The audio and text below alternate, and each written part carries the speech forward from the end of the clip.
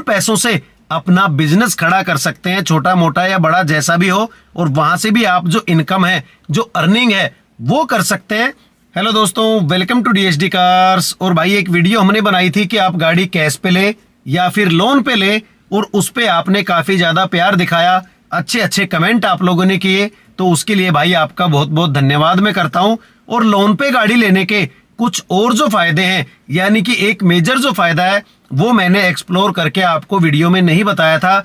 एक सब्सक्राइबर भाई ने मुझे कमेंट में उसके बारे में बताया, तो मैंने सोचा कि क्यों ना एक डिटेल्ड वीडियो उसके बारे में बनाई जाए कि लोन पे गाड़ी लेने का क्या फायदा आपको हो सकता है। क्योंकि कैश में अगर आप गाड़ी लेते हैं, अपनी जमा पूंजी लगा देते हैं, फिर इमरजेंसी में आपको जो पैसा है उसके लिए इधर उधर भागना पड़ता है, दूसरों का मोहताज होना पड़ता है। आपका अपना पैसा आपने शोरूम में दे दिया है और अब इमरजेंसी में आपको थोड़ी सी मुश्किल हो सकती है।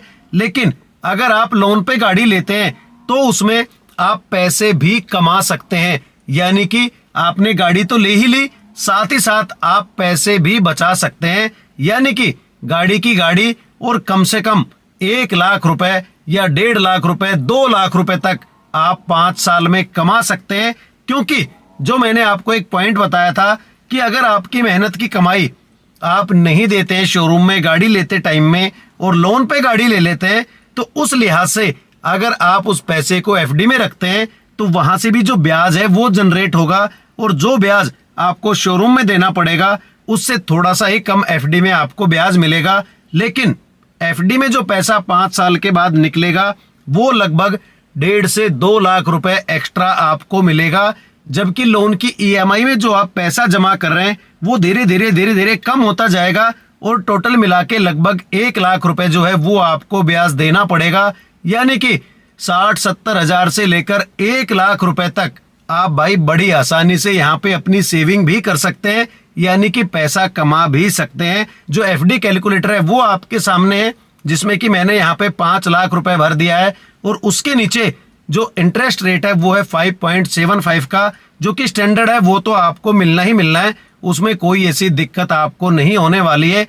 तो यहाँ पे आप देख सकते हैं कि 5 साल के लिए अगर हम उसको FD में लगाते हैं पैसे को, तो जो पैसा है वो होता है 1,65,000 रुपए एक्स्ट्रा, यानी कि 6,65,000 रुपए जो है वो हमें मैच्योरिटी पे मिलेंगे, और हमने 1,65,000 रुपए एक्स्ट्रा वहां से कमा लिए हैं।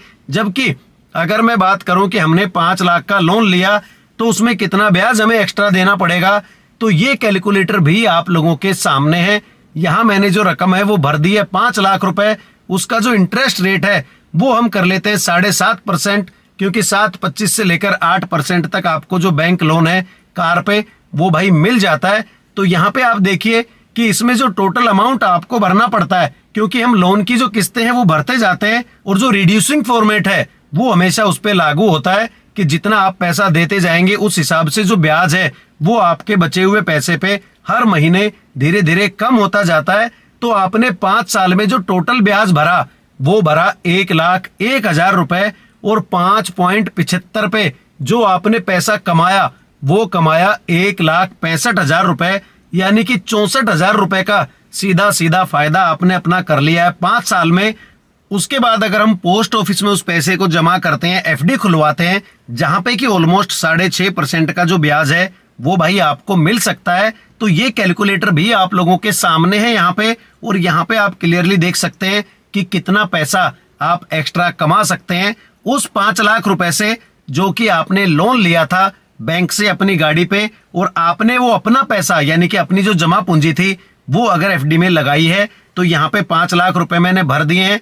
उसके बाद जो 6.5% का ब्याज है वो मैं यहाँ पे सेट कर देता हूँ।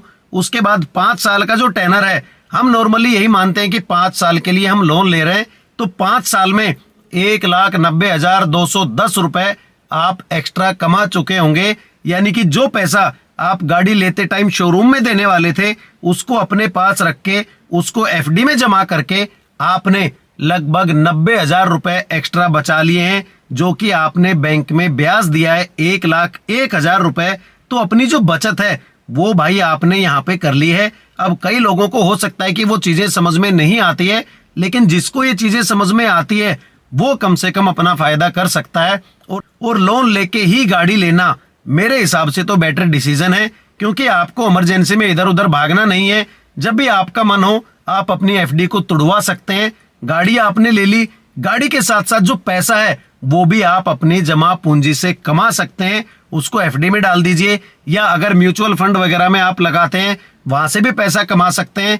कोई और कमाने का साधन आपने उन पैसों से खड़ा करना है, कोई दुकान खोलनी है, आटा चक्की खोलनी है, कुछ भी करना है वो भी आप उनसे कर सकते हैं और उन पैसों से अपना बिजनेस खड़ा कर सकते हैं, छोटा मोटा या बड़ा जैसा भी हो, और वहां से भी आप जो इनकम है, जो अर्निंग है वो कर सकते हैं, कोई भी इन्वेस्टमेंट किए बिना। क्योंकि वो पैसा तो आप गाड़ी में देने वाले थे जब आप नई गाड़ी ले रहे थे, लेकिन आपने वो पैसा बचा लिया, उसको इन्वेस्ट कर दिया। तो इन्वेस्ट करने के बाद जो पैसा है वो आपका बढ़ रहा है यहाँ पे, और आपको जो बैंक में ब्याज देना पड़ रहा है वो भाई कम देना पड़ रहा है। तो इस तरह से भी आप 5 साल में 70, 80 या 90 हजार रुपए कमा सकते हैं, यानी कि लगभग 18,000 रुपए आप सालाना कमा सकते हैं अपने ही पैसों से, बस थोड़ा सा दिमाग लगा के। उसके बाद एक और पॉइंट आपके पास बचता है, अगर आप सीनियर सिटीजन के नाम से एफडी खुलवाते हैं तो उसमें लगभग 1% का जो ब्याज है वो आपको भाई एक्स्ट्रा मिलता है। तो आपके घर में भी अगर आपके माँ बाप हैं तो उनके नाम पे 5 साल के लिए आप एफडी खुलवा सकते हैं, और उसमें आपको भाई ज्यादा ब्याज मिलता है। तो वहां से आप और ज्यादा जो पैसा है वो भाई यहाँ पे कमा सकते हैं। तो भाई पैसा अपना है, दिमाग भी अपना है, और जहां पैसे हम कमा सकते हैं दिमाग लगा के, वहां दिमाग लगाने में खैर क्या हर्ज किसी को हो सकता है, क्योंकि ऊपर वाले ने अगर दिमाग दिया है और अपॉर्चुनिटी है कि हम उस दिमाग को लगा के कुछ पैसे अपने लिए, अपने परिवार के लिए कमा सकते हैं, तो भाई उसमें हमें पीछे नहीं रहना चाहिए, वो काम हमें जरूर करना चाहिए। क्योंकि एक एक पैसा भाई इंसान मेहनत से कमाता है, और जहां से भी एक पैसा बचे वहां आपको बचत जरूर करनी चाहिए। आप लोग भी अपने जो सुझाव होते हैं, सवाल होते हैं, वो आप जरूर शेयर कर सकते हैं कमेंट करके। और आप लोग अगर मेरे वीडियोस देख के कुछ ना कुछ सीख रहे हैं तो मैं भी आपके सुझाव, कमेंट वगैरह पढ़ के उनके जवाब दे के भाई कुछ ना कुछ जरूर सीखता हूं।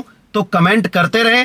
तो यही था आज का वीडियो, जो लोन पे गाड़ी लेने का हिडन फायदा है, जो बड़ा ही मेजर फायदा आपके लिए साबित हो सकता है, वो आज के वीडियो में बताना था। लेकिन लोन पे गाड़ी ले तो भाई इंश्योरेंस लोन का जरूर करा ले, वरना जो फायदा है गाड़ी लोन पे लेने का वो आपको कम होता है।